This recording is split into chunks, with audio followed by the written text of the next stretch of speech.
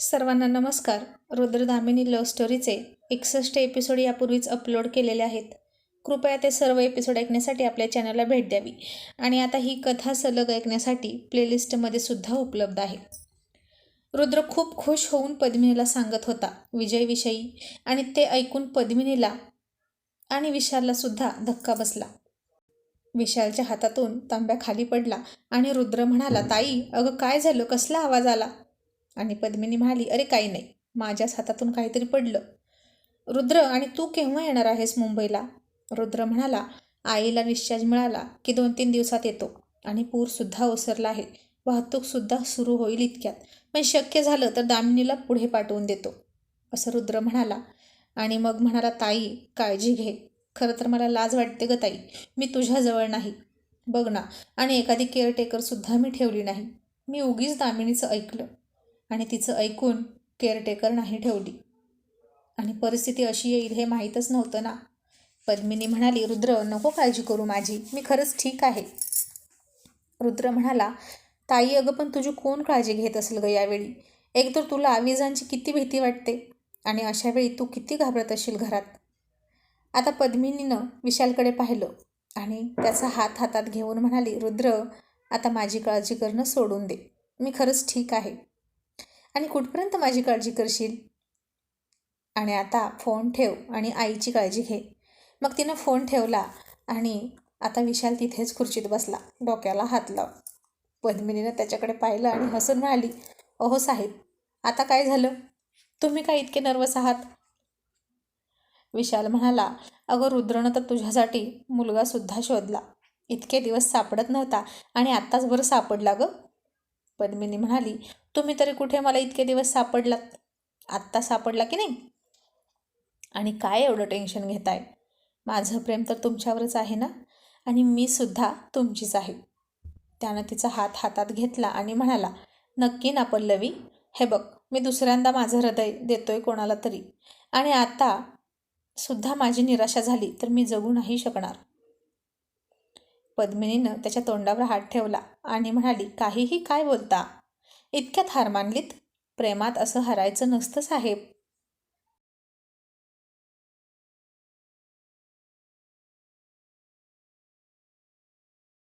विशाल म्हणाला, या नुसत्या बोलण्याच्या गोष्टी झाल्या, पण प्रत्यक्षात प्रेमात पडल्यावर सगळं कळतं ग. पद्मिनी म्हणाली, रुद्र जेव्हा दामिनीपासून दूर झाला होता तेव्हा मी रुद्रला सुद्धा असंच प्रोत्साहन देत होते आणि आता तुम्हाला सुद्धा तेच सांगते, अजिबात हार मानू नका. विशाल म्हणाला, अगं रुद्र मला पसंत करत नाही, माहीत आहे ना. तो परमिशन देईल का आपल्या लग्नाला? पद्मिनी म्हणाली, का नाही देणार? तो आला की तुम्ही रीतसर माझा हात मागा ना त्याला. आणि धक्का बसून विशाल खुर्चीतून उठत म्हणाला, काय? मी आणि त्याला हात मागू तुझा? नाही बाबा नाही, तो माझं काय करेल काय माहीत. पद्मिनी म्हणाली, साहेब तुम्ही वेड्या आहात का? इतकं काय घाबरता त्याला? विशाल म्हणाला, अगं त्याला काय, या असल्या गोष्टींच्या बाबतीत मी सगळ्यांनाच घाबरतो. ती हसून म्हणाली, दिसलं ते, शेवटी मलाच पुढाकार घ्यावा लागला तेव्हा तुमचं तोंड उघडलं, नाहीतर आयुष्यभर बोलले नसते तुम्ही. विशाल म्हणाला, पल्लवी अगं मी किती दिवस घराच्या बाहेर उभा केला होता ग त्याला, माहीत आहे का? दामिनीला भेटू देत नव्हतो, त्याचा किती अपमान केलाय. एकदा त्याचं मंदिरात जाऊन लग्नसुद्धा मोडलंय. दामिनीला मारलं, त्यालाही मारलं, का तर फक्त त्या दोघांनी प्रेम केलं म्हणून. आणि आता मी त्याच्याच बहिणीच्या प्रेमात आहे. आणि आता कोणत्या तोंडानं तुझा हात त्याला मागू, तूच सांग. आणि तो तरी असा गुपचूप तुझा हात माझ्या हातात देईल का? अगं तो किती पाण्यात बघतो मला, तीळभरसुद्धा आम्हाला सहन करत नाही या घरात, आणि तो मला या घरचा जावई करून घेईल का? तुझं लग्न माझ्यामुळे मोडलं म्हणून तो खूप रागात आहे. आणि आता तो सगळा बदला घेऊन राहणार माझ्याकडून, नक्कीच घेणार, असं म्हणून तो पुन्हा गरबगडीत झाला. ती खूप हसली आणि म्हणाली, शायद खुदा को यही मंजूर है. आणि बघा ना साहेब, तुमच्यामुळे माझं लग्न मोडलं कारण मी तुमच्या नशिबात होते. रुद्रनं दामिनीचं लग्न मोडलं कारण दामिनी रुद्रच्या नशिबात होती. शेवटी काय तर तुम्ही दोघांनीही कळत नकळत आपल्या प्रेमासाठीच हे सगळं केलं ना. मग प्रेमात आणि युद्धात सगळं काही माप असतं साहेब. विशाल म्हणाला, पल्लवी अगं मला हे आत्ता कळतंय ना, जेव्हा मी प्रेमात पडलोय. पण त्यांचं प्रेम मी कुठं समजून घेतलं होतं? मग तो तरी आपलं प्रेम काय समजून घेईल? अगं पोलीस स्टेशनमध्ये येऊन नाही नाही ते टोमणे देईल ग मला तो. रुद्र नक्कीच आपल्याला त्रासदायक ठरणार. आणि पद्मिनी हसून म्हणाली, मग एक काम करूया का? एकच मार्ग आहे आपल्याकडे. तो म्हणाला, कोणता? ती म्हणाली, मी दामिनीसारखं प्रेग्नन्सीचं नाटक करू का? विशालनं डोक्यावर हात मारून घेतला आणि आणखीन खुर्चीत बसला आणि म्हणाला, पल्लवी वेडी आहेस का गं तू? अख्ख्या डिपार्टमेंटमध्ये माझी इज्जत जाईल, जेवढी कमावली आहे तेवढी. आणि तुझाच भाऊ जितक्या कौतुकाने माझं सार्वजनिक रक्षाबंधन केलं ना त्यानं, तितक्याच कौतुकानं माझी सार्वजनिक धिंड काढेल गाढवावरून.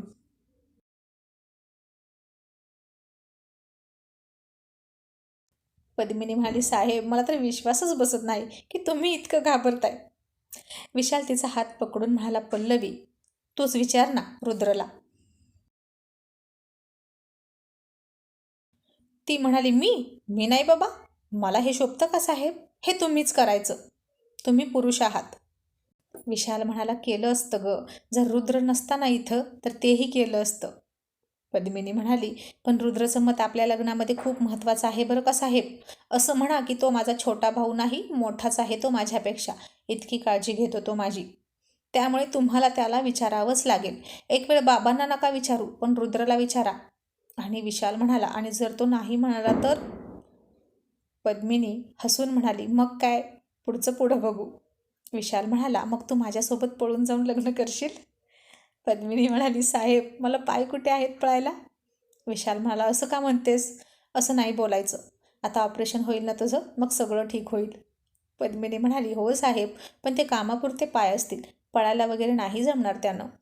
विशाल म्हणाला, मी तुला मिठीत घेऊन पळवून येईन, मग तर झालं. मग पद्मिनी म्हणाली, साहेब मला एक गोष्ट खरी खरी सांगा, खरंच तुम्ही माझ्यात असं काय पाहिलं जे माझ्यावर प्रेम करायला लागलात? जे तुम्ही माझ्यात पाहिलं ते इतरांना का नाही दिसलं?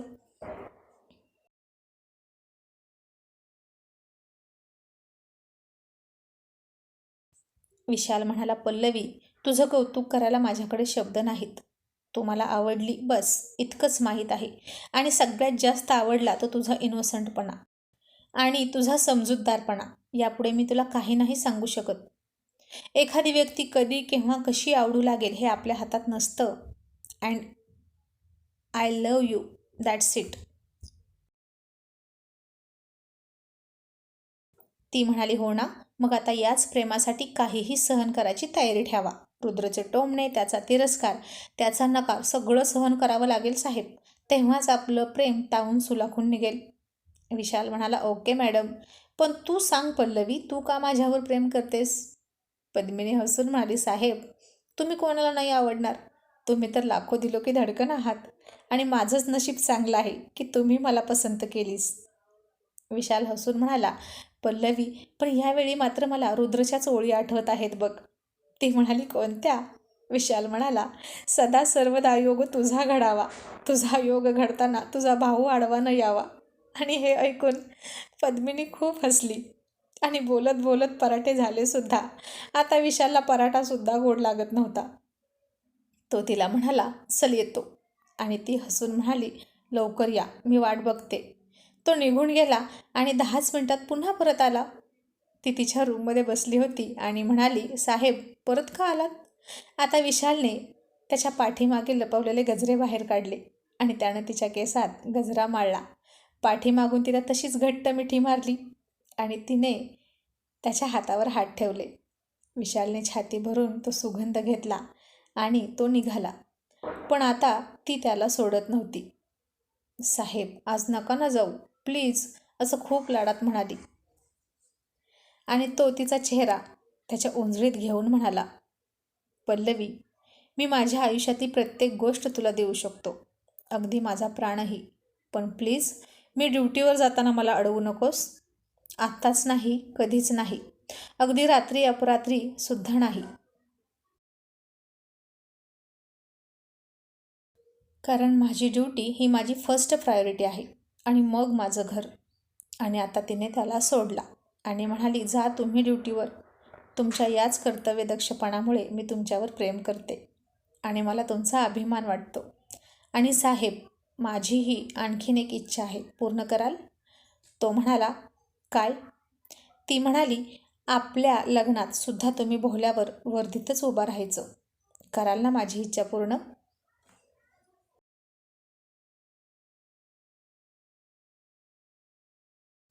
विशाल हसून म्हणाला, हे तर माझ्यासाठी बेस्टच झालं की. एक साथ 2-2 बायकांसोबत लग्न, पहिलीही आणि दुसरीही, म्हणजे दोघींची एकमेकींसोबत गट्टी होईल आणि ओळख होईल. मग आयुष्यभर कसं दोघीही गुण्यागोविंदाने नांदतील. आणि आता दामिनीने आईला फोन लावला आणि आई म्हणाली, दामिनी अगं काय हे? एकतर तू इथे मुंबईत नाहीस हे तू आम्हाला सांगितलं नाही. तुझ्या सासूचं इतकं मोठं ऑपरेशन झालं तेही नाही सांगितलंस. आणि इथे तुझी नणंद एकटी आहे तेही नाही सांगितलं. दामिनी म्हणाली, आई अगं खूप विचित्र परिस्थिती निर्माण झाली होती. मलाच काही सुचत नव्हतं. मग जे सुचलं ते केलं यावेळी. आई म्हणाली, तुझी सासू कशी आहे? दामिनी म्हणाली, आता ठीक आहेत त्या. 2-3 दिवसात त्यांना डिस्चार्ज मिळेल. आई आणि दादा कुठे आहे गं? त्याचा फोन लागतच नाही बघ. आणि त्याच्याकडे जरा फोन देतेस का? आई म्हणाली, अगं तू गावी गेल्यापासून तो तुझ्याच घरी राहतोय. पोलीस स्टेशन ते तुझं घर एवढाच त्याचा प्रवास चालू आहे. इथे आपल्या घरी कधी कधीच येतो. आणि हे ऐकून दामिनी मनात म्हणाली, काय खरंच की काय? मग दादा मला रात्री असं का म्हणाला की घरी चाललोय? बरोबर आहे. नक्की कोणत्या घरी चाललाय हे नाही सांगितलं त्यानं मला. फक्त घरी चाललोय असं म्हणाला. आणि पद्मिनी ताईसुद्धा मला काहीच नाही बोलल्या दादाविषयी, की तो रोज येतो त्यांच्या सोबतीला म्हणून. नक्की या दोघांचं चाललंय काय मला कळेल का? पण मी विचारू तरी कशी? मी जर विचारलं तर त्यांना वाटेल की माझा यात काहीतरी इंटरेस्ट आहे की काय. माझी इच्छा तर त्या दोघांना माझ्या मर्जीनं नाही, तर त्यांच्या दोघांच्या स्वतःच्या मर्जीनं ते एकत्र यायला हवेत अशी आहे. कारण जेव्हा दोघांची मर्जी असेल ना नात्यात, तरच ते नातं घट्ट टिकतं ना, असं दामिनी विचार करत होती. आणि आई म्हणाली, दामिनी अगं गप्प का बसलीस? बोल ना काहीतरी. आणि दामिनी तू लवकर ये, पाऊस पण उघडलाय. मला कुलदेवतेच्या दर्शनाला जायचं आहे. तुम्हा दोघांना घेऊन रुद्रला सांगून ठेव. सगळ्यांनी यायचं आहे, लक्षात ठेवा. दामिनी म्हणाली, हो आई येतो. आता रुद्रनं बाबांना सुद्धा विजयविषयी सांगितलं, आईला सुद्धा सांगितलं. ते दोघे सुद्धा खूप खुश झाले. विजय त्यांच्या बघण्यातल्याच होता व त्याच्या मनात काय आहे हे माहीत नव्हतं मात्र त्यांना. फोन झाला आणि रुद्र म्हणाला, का गं आईशी बोलत होतीस का? कशा आहेत त्या? दामिनी म्हणाली, आता ते ठीक आहे. रुद्र म्हणाला, तू आईला सांगितलं विजयबद्दल? दामिनी म्हणाली, इतकी काय घाई आहे ना रुद्र? तू तर घोड्यावरच बसला. ताईंचं लग्न त्या विजयसोबत करून द्यायला. रुद्र म्हणाला, असं का बोलतेस? अगं ताईचं झालेलं लग्न आणि चांगलं झालं तर तुला आवडणार नाही का? दामिनी म्हणाली, मला का नाही आवडणार? नक्कीच आवडेल. पण रुद्र बघ ना, त्या विजयच्या घरामध्ये कोणीच नाही, फक्त तो एकटा. आणि ताईंना असं भरलेलं घर मिळायला हवं की नाही? सासू सासरे नणंद नंदेचा नवरा म्हणजे नंदावा. किती भरलेलं घर असेल ते. आणि विजयच्या घरी आई आहे फक्त, आणि ती सुद्धा काही दिवसांची सोबती. आणि तिला सुद्धा ताई पसंत नव्हत्या. मग अशा घरामध्ये कशाला द्यायचं ना ताईंना? रुद्र म्हणाला, दामिनी सगळे महत्त्वाचे आहेत, मला तुझं मान्य आहे. पण जेव्हा विचार केलास तर ह्या सगळ्यांना काहीच अर्थ उरत नाही. नवरा फक्त महत्त्वाचा, कळलं का? आणि बाय द वे, तू सुद्धा कुठे माझी फॅमिली बघून माझ्या प्रेमात पडलीस? फक्त माझ्या एकट्याच्याच प्रेमात पडलीस ना? आधी नवरा मग फॅमिली, समजलं का वकील मॅडम? असा रुद्र म्हणाला आणि निघून गेला.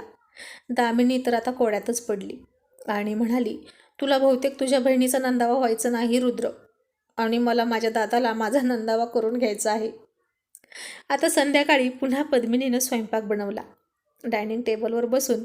आणि आता ती तिच्या रूममध्ये विशालची वाट बघत बसली होती. सायंकाळचे फक्त 8च वाजले होते, पण तिला आता धीरच धरवत नव्हता. कधी तो येईल आणि कधी ती त्याला पाहिल असं तिला झालं होतं.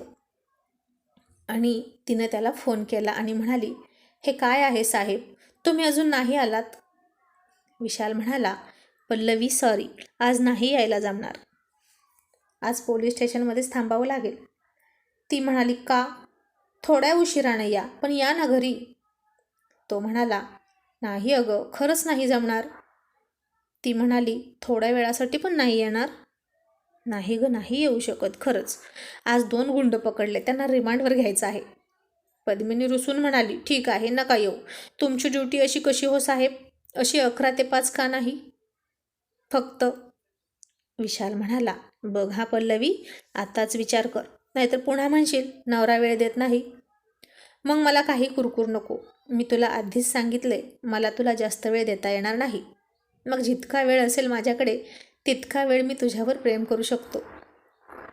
ती हताश होऊन म्हणाली, कुरकुर नाही हो साहेब, पण आता राहवत नाही तुमच्याशिवाय. तुम्ही सतत जवळ असावं असं वाटतं. आणि आता विशालनं त्याचा फोन बंद केला आणि तिच्या पाठीमागच्या खिडकीत येऊन म्हणाला, राहवत नाही म्हणजे नक्की काय होतंय? पद्मिनी तशीच फोन कानाला लावून म्हणाली, आता कसं सांगू की नक्की काय होतंय? पण मला होतंय काहीतरी. तुम्ही आला असता तर सांगितलं असतं मी. विशाल म्हणाला, खरंच सांगितलं असतं? आणि कसं सांगितलं असतं? मग फोनवरच सांग ना. आता तो तिच्या पाठीमागून खिडकीतून बोलत होता, ती फोनवर बोलत होती आणि तिला वाटलं की तो सुद्धा फोनमधूनच बोलतोय. आणि ती म्हणाली, असं नाही, फोनवर नाही सांगता येणार. म्हणजे सांगण्यापेक्षा मी केलं असतं आणि माझ्या भावना बोलण्याऐवजी तुम्हाला व्यक्त करून दाखवल्या असत्या इतर मार्गानं. विशाल हसून म्हणाला, अगं काय केलं असतं सांग तरी, मग मी विचार करतो घरी यायचं की नाही. ती म्हणाली, तुम्ही जर आता समोर असता ना माझ्या, तर मी तुमचा हात हातात घेतला असता. विशाल म्हणाला, बास इतकंच? पद्मिनी लाजून म्हणाली, मग मी तुमच्या गालावर किस केला असता. विशाल तिचं लाजणं बघून आणखीन गालात हसला आणि म्हणाला, अजून काय केलं असतं? पद्मिनी म्हणाली, मग मी तुमच्या गळ्यात हात टाकले असते. विशाल म्हणाला, अजून अजून काय केलं असतं?